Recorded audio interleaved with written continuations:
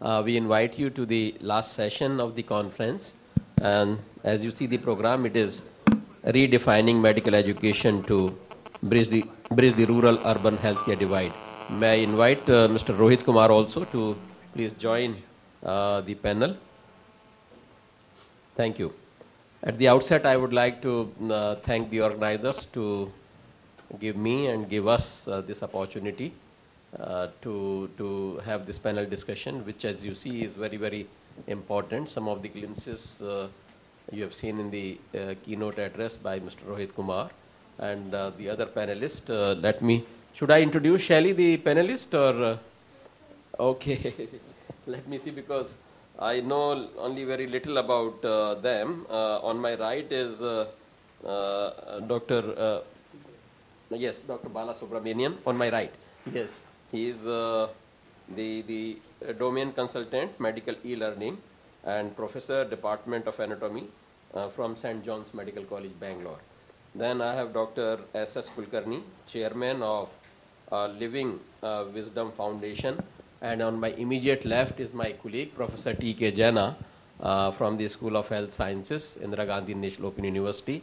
And on extreme left, of course, you have already heard him, and he will speak further during this panel discussion. As for myself, I am Professor Ashok Agarwal, medical professor from the School of Health Sciences, Indira Gandhi National Open University. At the outset, I think if you permit, I'll just initiate the discussion by showing you a few slides, and then we'll request the panelists, as we have introduced them, to kindly share their views on this. Thank you. The title remains the same.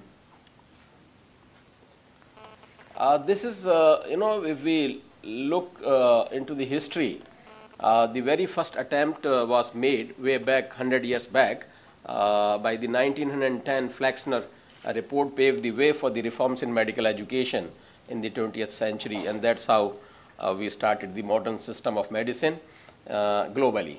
And now, exactly 100 years later, the Commission on Education of Health Professionals for the 21st century, in its recent report, the report title is Health Professionals for the New Century, Transforming Education for Health,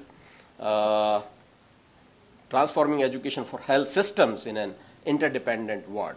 This is the Lancet report, the commission which was established, and in 2010 this report has been submitted.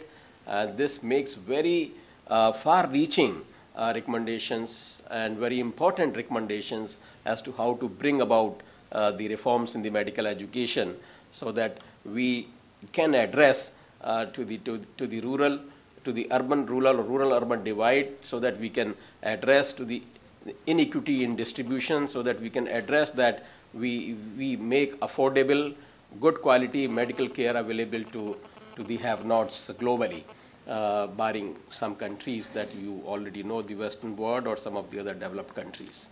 Now, this report highlights the glaring gaps and inequities or inequalities in health within and between the countries. It also underscores our collective failure, if I may be permitted to highlight this report. It also underscores our collective failure to share the dramatic health advances equitably. That means we have not been able to percolate down to these benefits and advances to the 60–70% of the population in the sub-district region. Then the medical education, both undergraduate and postgraduate, is now at the crossroads, and medical colleges are training the students in a manner that they look forward to be stationed in metro and tier 2 cities, and they really resist going to the peripheral areas for the reasons we have discussed. Mr. Rohit Kumar also mentioned in his presentation. Even if we assume that there are excellent teachers in our country or in the neighboring countries, we have brilliant students and lots of opportunities in India in medical education. But little has been done to make it appropriate and affordable to the people in the rural areas.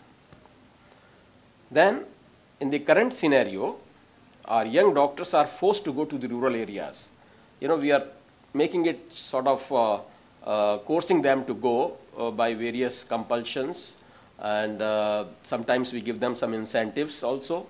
And but their heart and soul lies in the cities for the reasons because, as you also pointed out, there are no facilities for the children's education. There are no roads developed. The hospitals or the community health centers or the primary health centers per se are rudimentary, still remains rudimentary. The female medical doctors, if I may give you the statistics, that on an average, more than 50% posts of the female medical doctors in rural health centers, the community health centers and the primary health centers are lying vacant, including district hospitals. If that is the scenario, how can we comment on the infant mortality or neonate mortality or the maternal mortality or the quality of maternal and child health care per se? So this is something again that is very, very important, and we have to address this through not only medical education but revamping the entire healthcare delivery system. Then medical education is also skewed towards the tertiary care and high-end technology in urban areas, which indirectly is neglecting the development in the remote areas. It should support actually the remote areas. We should not only confine to the four walls of the ivory towers of the corporate or the government tertiary care medical colleges. In fact, the quality of a corporate hospital, quality of care or the accreditation of an institution should also be based upon what they are delivering as external or extension outreach care to the community, what rural community they have taken to look after. Because just providing the high quality care in the corporate or the government premier institutions should not give them the status of a high quality institution. They should get that status only if they are able to look after at least some percentage of the neighboring rural population in the catchment area of that district or that state. Then only I think we can build up a referral system. We should have facilities and people going down to the peripheral areas and then patient moving up to these tertiary care hospitals. Otherwise, I don't think that we can say that these good hospitals or apex corporate hospitals are delivering excellent care. We have to, if we do that compulsorily, probably they will be forced to move out into the rural areas in a limited fashion. Then one of the important recommendations of the Lancet Commission, which I just mentioned, is transformative learning. You know, this is one thing that this Lancet Commission has said, that transformative learning. This is very interesting. It says that it is about developing the leadership attributes.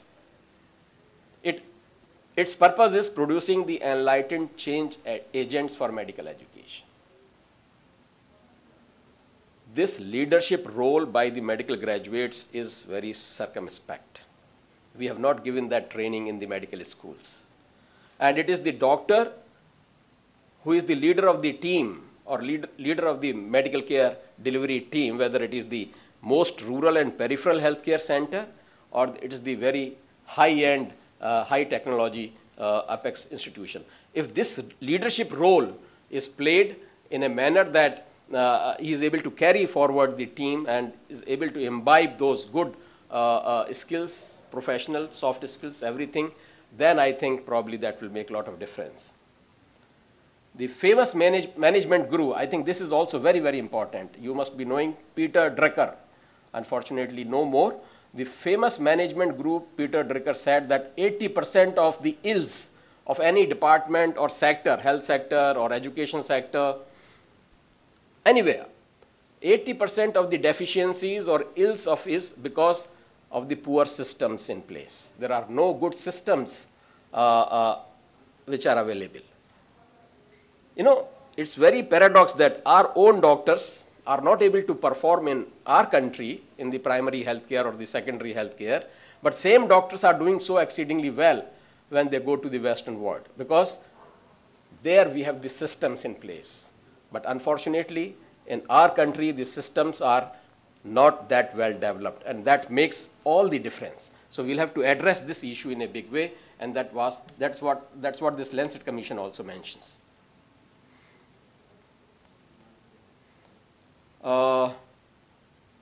Then the health infrastructure has to be made more vibrant. In fact, it is already commented upon that we have to strengthen this, and we have discussed these figures. I'm not going to repeat much because we need really over 1 lakh doctors per year, but we are producing around 40,000, you said 50,000. Medical education should also encompass infrastructure for training of the medical, dental, nursing, and paramedical students. And these are the 4 pillars. Not only, we have concentrated on training, educating medical schools, doctors, but we have to go together in a very holistic fashion so that we include the dental, nursing, and paramedics also. And these are the 4 pillars of the health education, should grow simultaneously to provide human resources for health to bridge this rural-urban divide. I think this is where I will stop, and then I'll now move to the other panelists to invite them to share their views on this. Thank you very much.